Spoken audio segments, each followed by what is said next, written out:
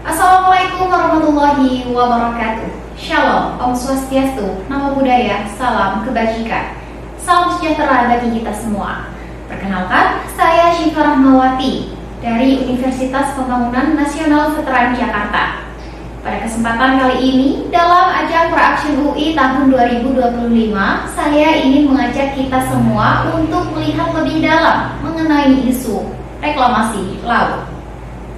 Isu ini mungkin sudah sering kita dengar, isu ini juga mungkin sudah sering kita lihat, namun jarang benar-benar kita pahami dampaknya.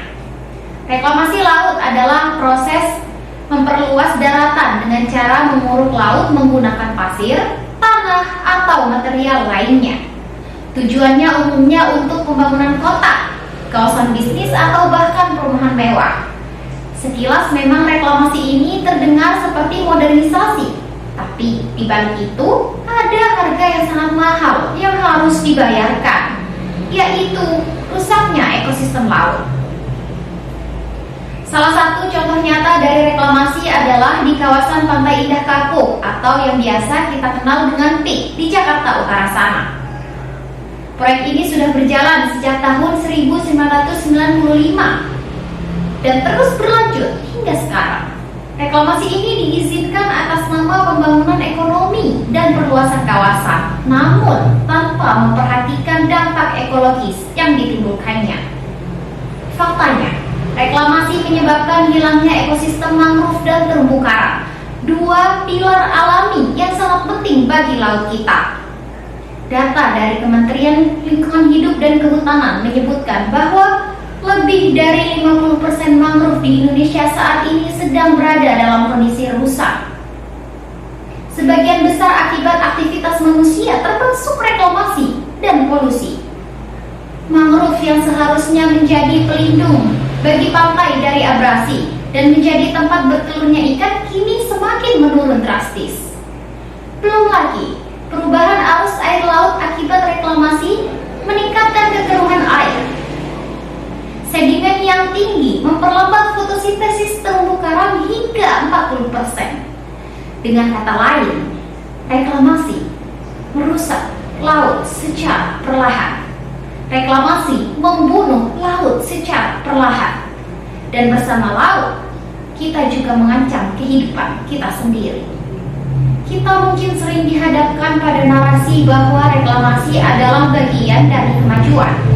Tapi kita harus juga bertanya, kemajuan bagi siapa? Di balik megahnya kota pesisir ada lebih dari 5.000 hektar laut yang dikorbankan. Laut yang dulunya menjadi sumber kehidupan kini menjadi daratan buatan demi segelintir keuntungan jangka pendek. Sebagai generasi Z, kita hidup di era di mana media sosial menjadi senjata yang paling kuat. Sayangnya, justru banyak dari kita yang meromantisasi hasil reklamasi.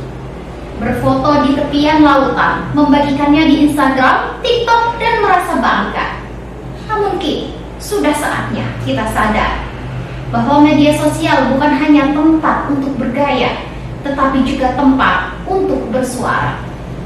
Bayangkan, jika kita gunakan platform ini untuk menyuarakan kerusakan ekosistem laut, kita dapat mengedukasi lewat konten, membagikan fakta, mengajak teman-teman kita untuk lebih peduli, dan secara perlahan membangun kesadaran kolektif. Sudah saatnya kita bertanya, apa yang akan kita tinggalkan untuk dunia ini? Karena menjaga laut bukan hanya tugas seorang aktivis lingkungan, tetapi tanggung jawab kita semua. Saya berharap lewat langkah kecil kita hari ini, kita dapat menjadi lebih kritis, lebih peduli, dan lebih berani untuk bersuara, sehingga kita dapat menciptakan masa depan laut yang lebih biru lagi. Bukan hanya slogan, saya berharap ini dapat menjadi aksi nyata kita. Mari bersama-sama menjadi suara untuk laut kita yang tak bisa bersuara. Sekian, terima kasih dan sampai jumpa. Wassalamualaikum warahmatullahi wabarakatuh.